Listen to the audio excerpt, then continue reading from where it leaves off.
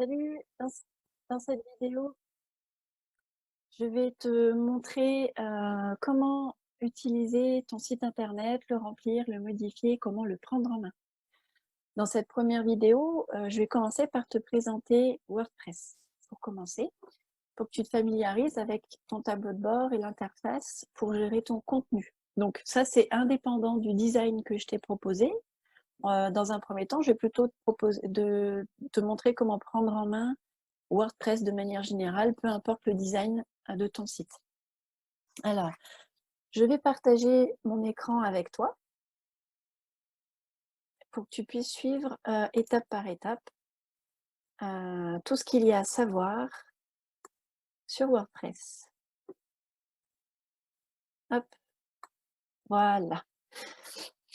Donc, tu as dû recevoir normalement un mail d'OVH avec tes identifiants WordPress. C'est un mail qui te dit félicitations ou un truc du genre votre module WordPress a bien été installé. Et là, tu as tes identifiants et un mot de passe qui ne ressemble à rien, a priori, et c'est très bien comme ça. Parce qu'un mot de passe qui ne veut rien dire a beaucoup moins de chances d'être craqué, d'être piraté. Donc, je te conseille dans tous les cas, si tu veux changer ton mot de passe ou le personnaliser, d'en choisir un aléatoire ou en tout cas qui veut absolument rien dire avec des caractères différents simplement dans un objectif de sécurité de ton site.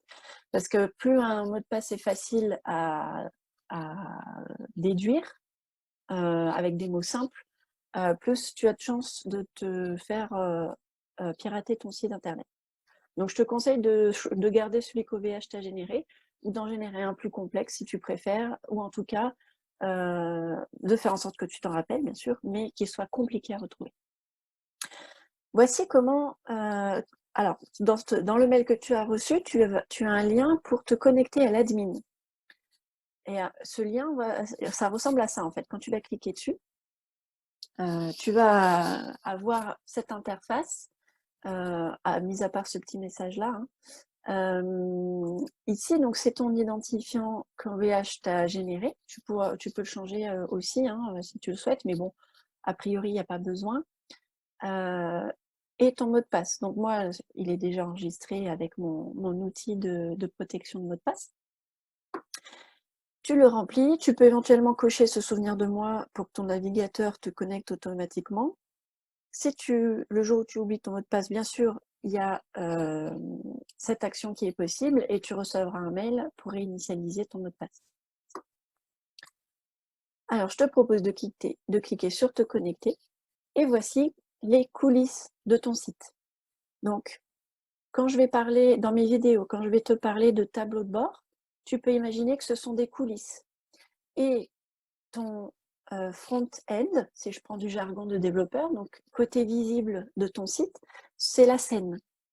Donc, pour l'instant, on est dans les coulisses. Et je vais te présenter les coulisses avec tous les décors, les accessoires, enfin bref, voire même les participants de la pièce ou du spectacle, les uns après les autres, ou en tout cas, je vais essayer de me focaliser sur ce qui est l'essentiel, voilà, pour ne pas te noyer d'informations. Donc, tout ce qui est ici, tu peux en tenir compte, mais dans l'usage courant, tu as d'autres façons de prendre en main ton site. Là, modifier votre page d'accueil, ajouter des nouvelles pages, etc. Moi, je ne vais pas passer par là pour te montrer comment l'utiliser. Je vais plutôt m'intéresser à cette partie-là, si tu vois ma souris, mon curseur. Donc, on va les faire les uns après les autres. Là, dans Accueil, il y a un onglet Mise à jour. Quand quelque chose sera à mettre à jour sur ton site, tu vois, voilà, il y a un petit numéro qui apparaît pour te signaler qu'il y a quelque chose à mettre à jour. Donc, soit c'est la version de WordPress, qui est un outil qui se met à jour a priori automatiquement, mais si tu veux forcer un peu les choses, tu peux aussi le mettre à jour manuellement. Des extensions peuvent se mettre à jour également, et des thèmes, ainsi que des traductions tout en bas. Moi, pour créer le design de ton site, j'ai utilisé un outil qui s'appelle Divi. C'est un page builder. ça rentre dans la catégorie des thèmes WordPress. Donc un thème, c'est tout un design qui est souvent préconçu. Sauf que moi, il n'est pas préconçu, je l'ai fait depuis en démarrant de zéro. C'est un page builder, voilà. Donc là, apparemment, il est à mettre à jour. Tu peux cocher et mettre à jour si tu le souhaites, mais ce n'est pas des actions comment dire, que tu auras à faire quotidiennement. Ça, c'est voilà, quand tu te connectes régulièrement, de temps en temps sur ton site pour le mettre à jour, regarde ce qu'il y a à faire en mise à jour qui se font automatiquement une fois que tu cocheras dessus. Ensuite, on va aller dans articles. Alors, les articles, c'est tout ce qui va apparaître dans ta section blog.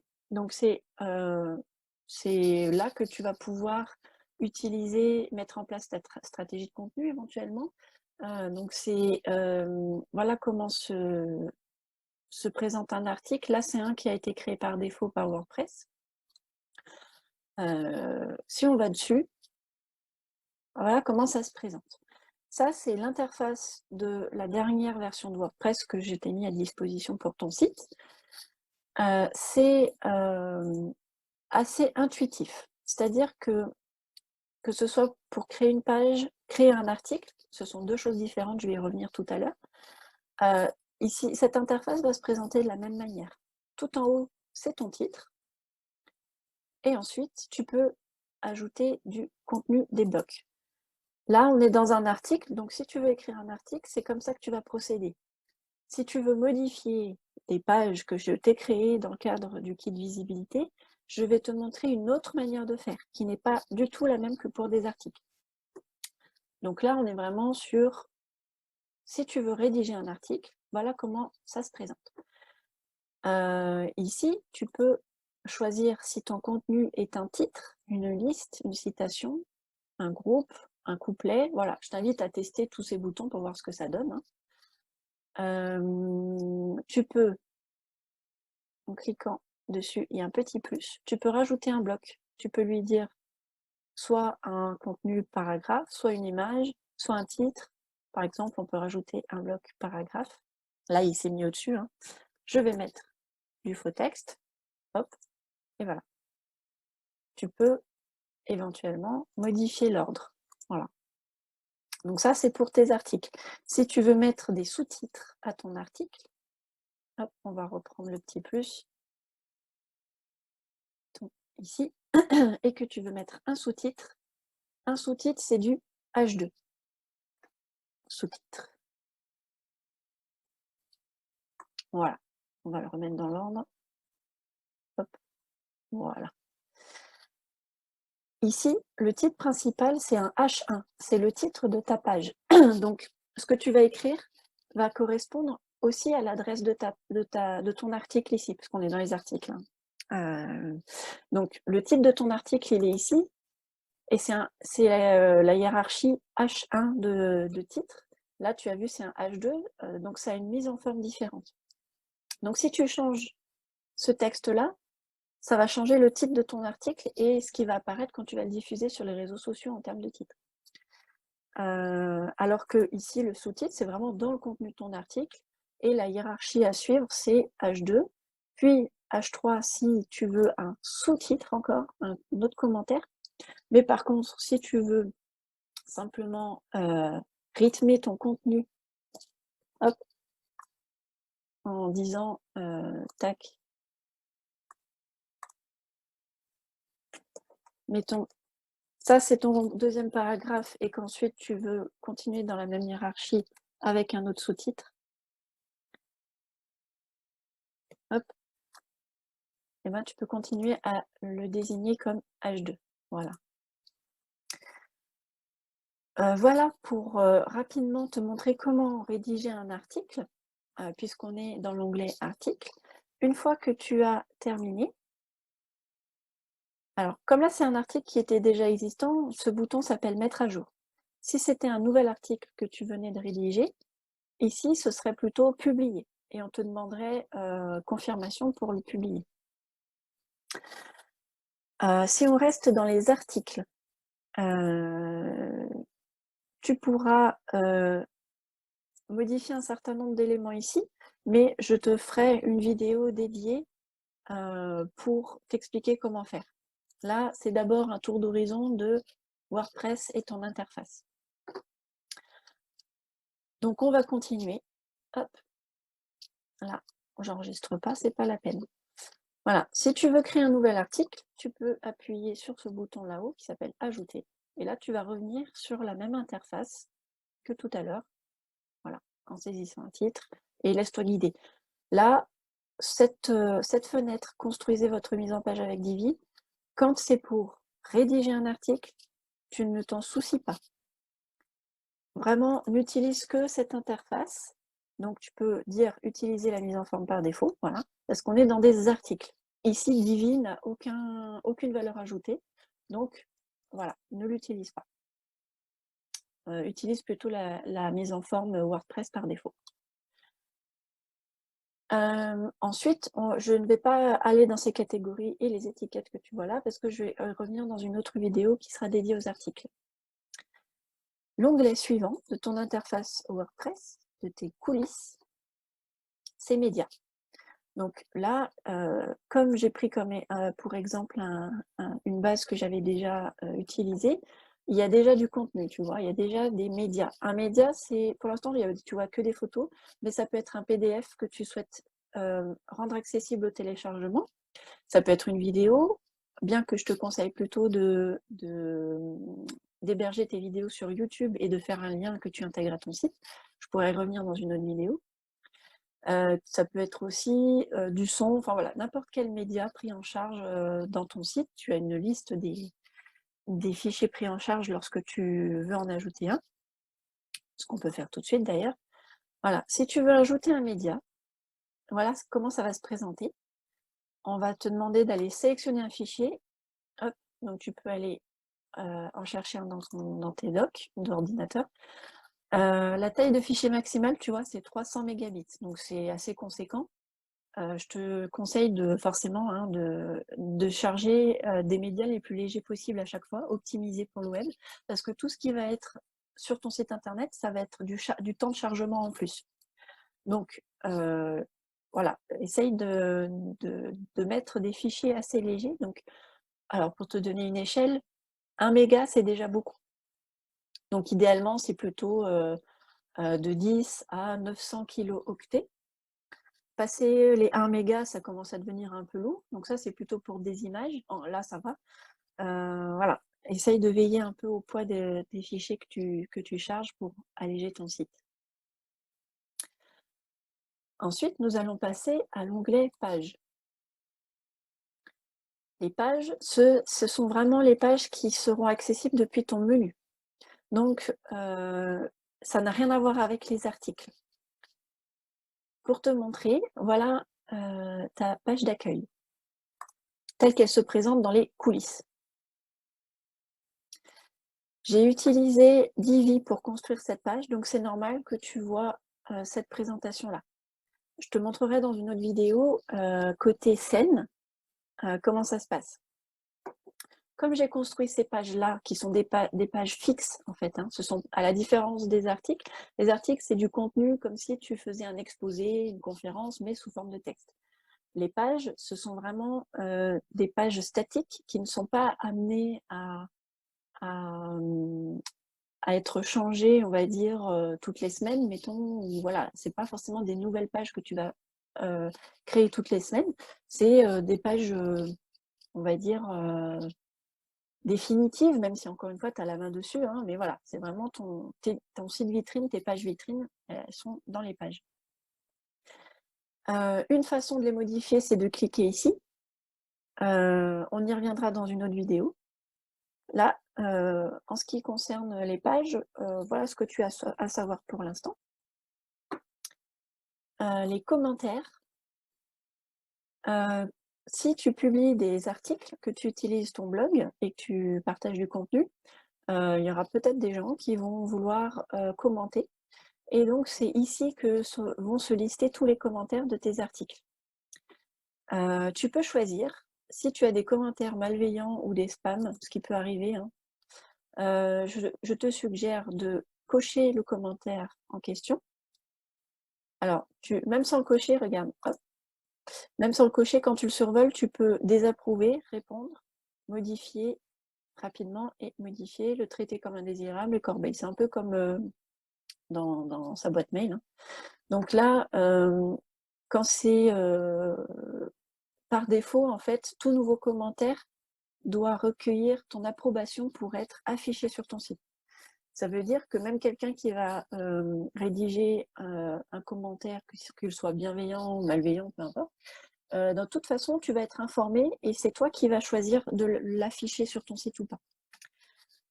Donc ça se gère ici. Tu peux désapprouver, répondre, le considérer comme indésirable ou le mettre carrément à la corbeille. Voilà, c'est assez simple. Ensuite, on va aller dans projet. Alors ça, c'est une catégorie un petit peu qui fonctionne un peu comme des articles. Ça peut valoir le coup si tu veux montrer un portfolio, que tu es dans l'univers du design, de l'image, de la photo. Voilà, ça se gère un peu comme les articles. A priori, c'est voilà, moi, dans le cadre du kit visibilité et de l'activité que tu développes, a priori, tu n'en as pas besoin. Mais voilà, si un jour tu as envie d'explorer cette catégorie-là, tu peux le faire. Ça se présente comme des articles, mais pour l'afficher, ça va demander un peu plus de prise en main de Divi. Donc là, ça dépasse un peu le cadre du kit visibilité. Si un jour ça t'arrive, je t'invite à me contacter et je pourrais te guider ou voilà, t'aider dans le cadre d'une autre prestation si tu le souhaites. Ensuite, il y a l'onglet Apparence. Alors, dans Apparence, ce qui va se présenter en premier, ce sont les thèmes. Les thèmes, hein, ce sont les mises en page toutes prêtes que WordPress te propose. Donc par défaut, quand ton site s'est installé, il y a déjà un certain nombre de thèmes qui sont présents. Celui que moi que j'ai utilisé pour créer ton site, c'est Divi, donc tu le vois en violet avec un D. Là, c'est ce que tu vois, Divi enfant. C'est un petit peu technique, hein, c'est une protection du thème.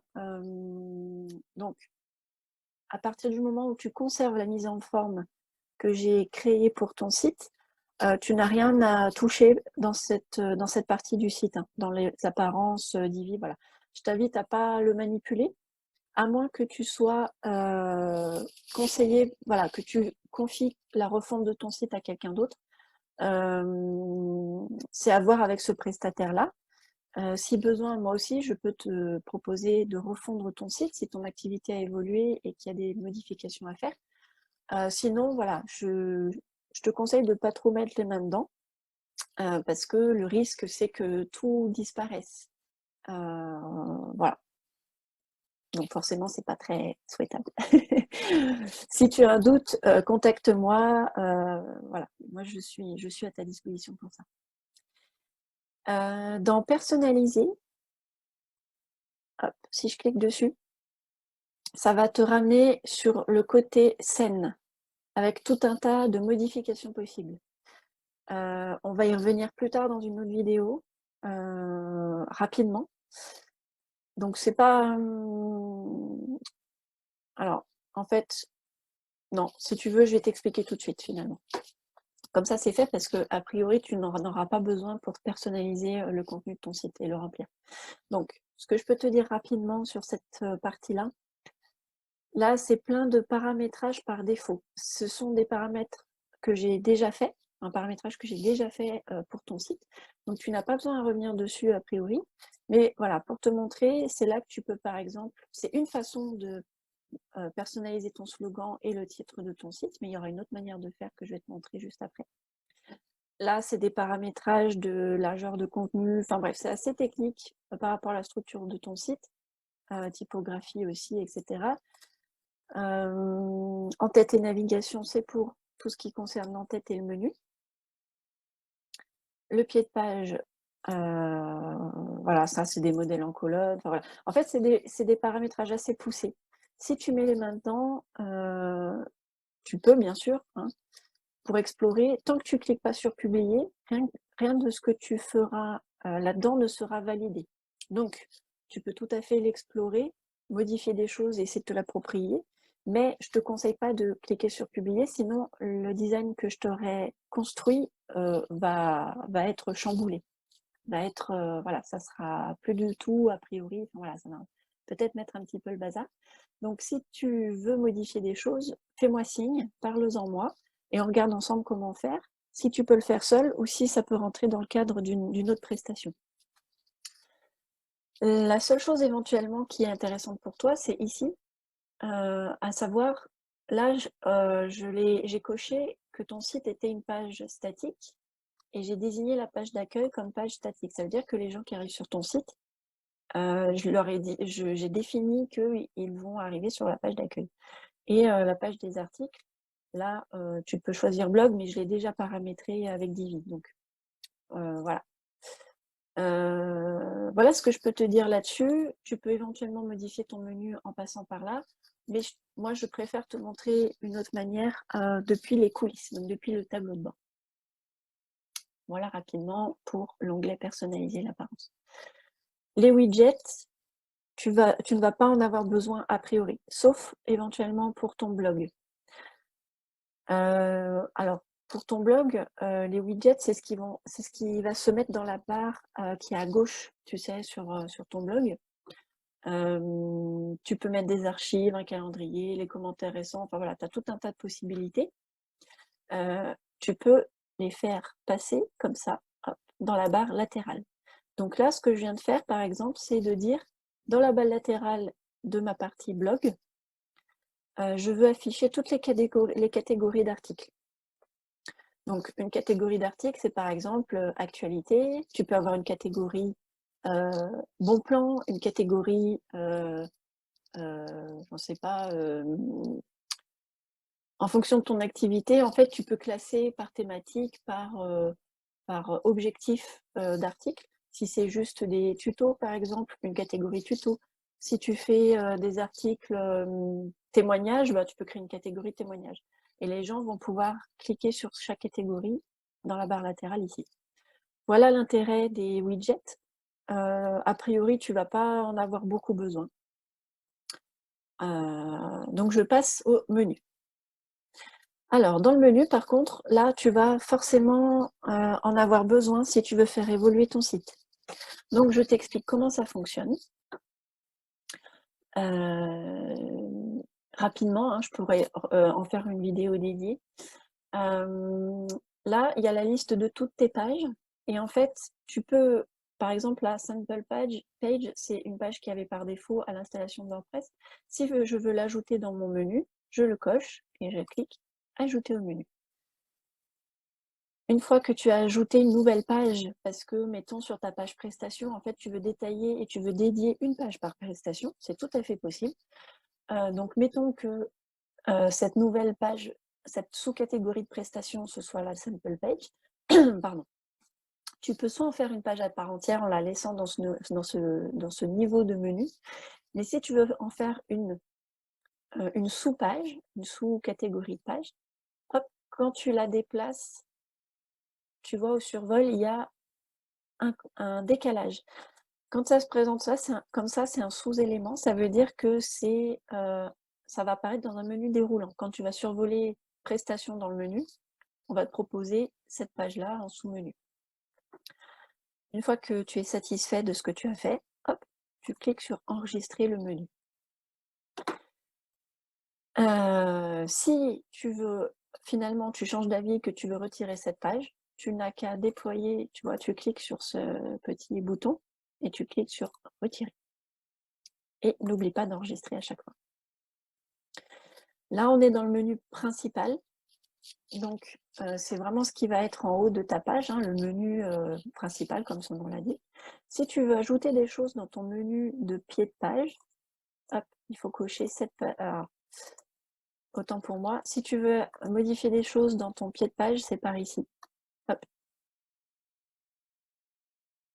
Sélectionner. Oui. Et là, pour l'instant, il y a l'équivalent mention légale. Enfin, c'est ici que je vais installer tes mentions légales et ta politique de confidentialité. Donc, tu peux aussi rajouter des choses, par exemple, remettre à propos, enfin voilà, remettre d'autres choses qui te semblent stratégiques.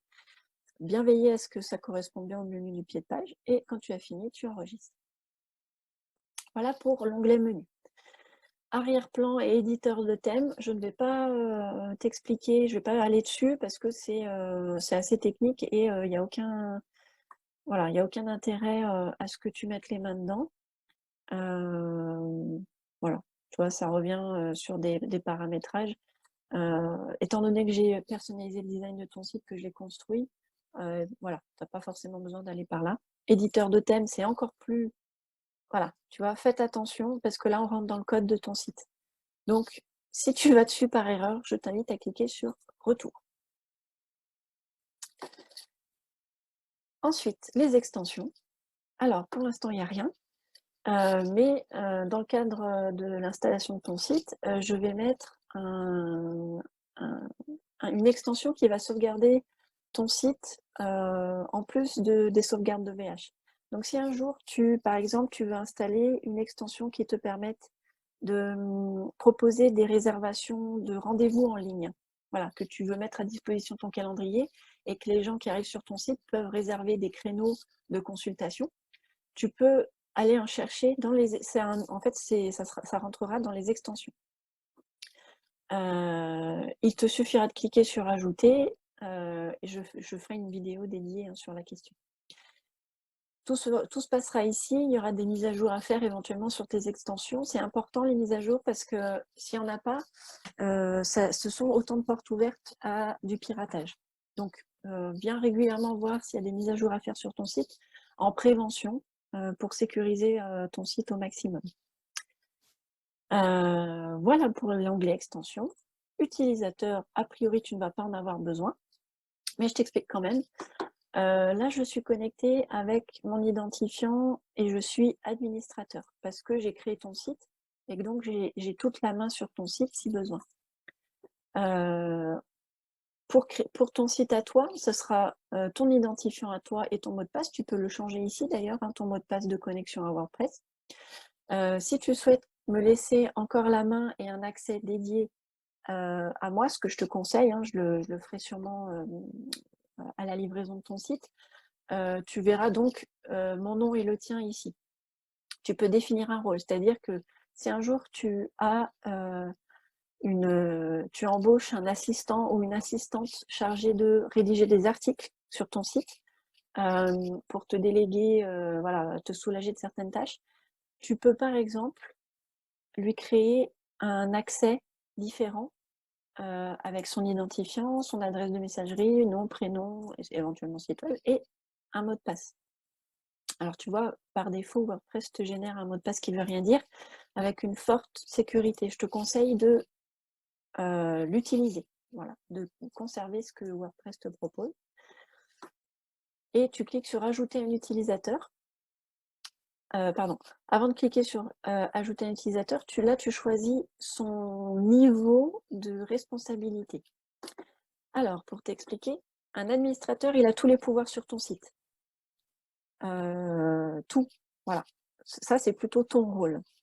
Si c'est quelqu'un qui va rédiger du contenu d'article, tu peux le définir comme soit un éditeur, soit un auteur. Ça veut dire qu'il n'aura accès qu'aux articles.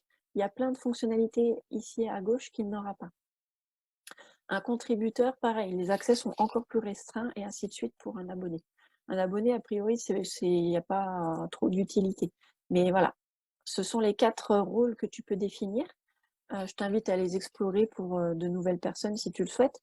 En fait, ça sécurise un peu ton site pour éviter que les personnes fassent des choses par erreur ou plantent ton site par erreur. Ça permet aussi d'être sûr que les personnes ne vont pas intervenir sur d'autres choses que les rôles que tu leur as confiés. Une fois que c'est fait, tu peux cliquer sur Ajouter un utilisateur. Ici, tu peux éditer ton profil. Hop. Comme son nom l'indique, tu vas retrouver les mêmes... voilà. Identifiant, nom, prénom, vérifie bien ici ton adresse de messagerie, parce que s'il y a un nouveau commentaire ou une mise à jour de WordPress, c'est sur cette adresse-là que WordPress va te l'envoyer. Une fois que c'est fait, tu peux mettre à jour ton profil. Ensuite, on passe à Outils. Alors, je n'ai jamais eu besoin d'utiliser cet onglet-là. Donc je vais rien avoir à te dire là-dessus. Voilà, c'est des fonctionnalités un peu plus poussées. Donc je te propose qu'on passe directement à réglages. Là, il y a des choses intéressantes pour toi. C'est ici que tu vas pouvoir renseigner le titre de ton site. Ça peut être intéressant. Alors, c'est intéressant pour ton référencement, puisque c'est ça qui va apparaître dans les résultats de Google, hein. Pas seulement ton nom de domaine, mais il y a aussi cette information que tu vas mettre là. Google va s'assurer que c'est cohérent par rapport au contenu de ton site. Donc, si tu as choisi de communiquer avec ton nom propre, bah, du coup, l'identité de ton site, ça peut être ton nom propre, et ton slogan, ça peut être ce que tu fais, ton slogan, pour le coup, ta baseline. Voilà, ces deux-là se font écho. Par exemple, tu peux très bien avoir un nom de domaine qui utilise ton nom propre, mariedupont.com, mais le titre de ton site peut être différent. Ça veut dire consulting, export consulting, par exemple. Donc, ton nom de domaine peut être Marie Dupont et le titre Export Consulting. Ça pose pas de problème parce que voilà, c'est deux façons de te désigner entre ton nom de domaine et ton nom d'activité. Ça peut être astucieux si tu hésites encore sur le nom avec lequel tu veux communiquer. Ton slogan, ça peut être... tu peux aussi choisir de mettre Marie Dupont ici et Export Consulting ici, dans ton slogan. Ça permet en fait aux gens qui vont te trouver sur Google de te situer. Ça va permettre aux robots de Google de te référencer en regardant la pertinence de ce que tu mets là.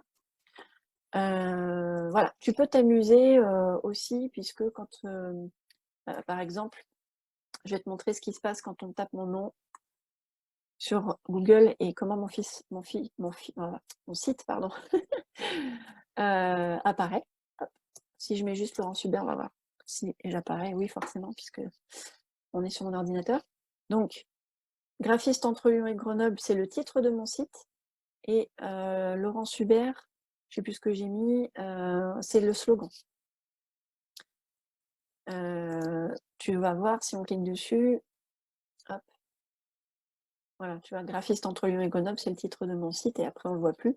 Moi, j'ai délibérément choisi de faire quelque chose d'un peu long pour faire plaisir à Google. Voilà, tout simplement. Mais t'es pas obligé, hein, vraiment, il n'y a pas de... Voilà. Là-dessus, c'est plus un spécialiste du référencement qui va pouvoir t'aiguiller sur si tu veux aller plus loin. Là, c'est l'adresse de ton site, donc n'y touche pas, a priori, hein. Ne modifie rien. Là, dans notre exemple, c'est un site HTTP qui sert d'exemple, hein, mais là, ton site, il sera en HTTPS, donc avec un protocole sécurisé. Voilà, ici, tu peux choisir aussi comment s'affiche la date dans tes articles, ainsi que l'heure et de quand débute la semaine. Dans écriture, là, c'est plutôt... c'est lié aux articles, a priori, tu n'as pas besoin d'aller là-dedans. Lecture, pareil, ça correspond à ce qu'on a vu un peu avant, tu vois, de définir la page statique, le nombre d'éléments, etc. Bon, a priori, tu n'as pas besoin d'aller là-dedans non plus. C'est dans le détail de ce qui s'affiche au niveau de tes articles.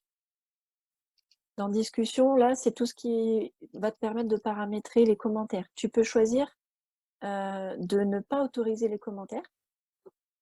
Donc là, alors laisse-moi te montrer où c'est. Tu peux le choisir par défaut en mettant autoriser commentaires sur une nouvelle. Voilà. Tu peux décocher cette option pour ne plus autoriser les commentaires sur tes nouvelles publications, mais tu peux le faire aussi au niveau des articles en eux-mêmes. Je te montrerai dans une autre vidéo. Ensuite, dans les médias, là, alors c'est un peu technique là, hein, c'est la taille de tes images. Donc, a priori, je te conseille de ne pas y toucher, puisque Divi le gère automatiquement par rapport au design que je t'ai construit.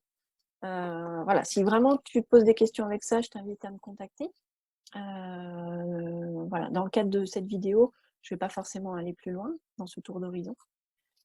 Les permaliens, alors, un permalien, c'est l'adresse de ta page, de ton article, de l'élément qui est présent sur ton site. Actuellement, c'est le titre de la publication qui, par défaut, pour générer un permalien. Par exemple, si tu crées une page accompagnement, par défaut, en renseignant le titre de ta page, WordPress va créer un permalien qui va s'appeler accompagnement, tu vois, slash l'adresse de ton site.com.fr / accompagnement. Tu peux aussi lui dire d'avoir une structure personnalisée qui ne veut rien dire. Ou, enfin, tu vois, post name. Voilà. Moi, je te conseille, pour un bon référencement, je te conseille de conserver cette option-là, avec le titre de la publication, parce que Google, il aime bien quand c'est pertinent, tu vois. Il va scanner le contenu de ton article ou de ta page, et il va voir si le titre correspond. Voilà, donc laisse cocher cette option-là, sauf si tu te fais accompagner sur du référencement et qu'on te conseille autre chose. Voilà, bien sûr, tu as la main dessus à tout moment, mais en tout cas, dans un premier temps, tu peux garder cette option-là. Cette partie-là, j'ai rien à te dire là-dessus. Voilà, il n'y a pas forcément besoin d'aller là-dessus. Dans confidentialité, là, c'est nouveau, hein, depuis 2019, c'est lié à la RGPD. C'est-à-dire que tu peux créer une page. Alors là, tu as une page par défaut Privacy Policy, politique de confidentialité que WordPress génère automatiquement. Si tu en fais une autre à toi, tu peux venir la chercher ici et la désigner comme la page de politique de confidentialité. Tu peux créer une nouvelle page ici aussi. Voilà. Et enfin, le dernier onglet, c'est Divi. Donc c'est lié, là c'est des paramétrages du thème avec lequel j'ai construit ton design. Donc là non plus, a priori, tu n'as pas besoin de venir voir, sauf, on verra dans une autre vidéo, pour ton logo. Donc, pour changer, mettre à jour, ajouter le logo de ton site, c'est par ici. Donc, tu cliques dans Divi, mettre en ligne, et là, tu vas pouvoir accéder à ta bibliothèque de médias dans laquelle tu vas charger ton logo. Une fois que c'est fait, clique sur sauvegarder les changements, juste ici. Hop. Voilà. A priori, tu n'as rien à faire d'autre dans cette partie-là. Si tu te poses des questions, que tu veux en savoir plus, fais-moi signe et je t'expliquerai tout. Mais voilà, dans cet aperçu de l'interface WordPress, voilà tout ce que tu as à savoir. Hop. Et maintenant, dans cette deuxième vidéo, je vais te montrer côté scène. À tout de suite.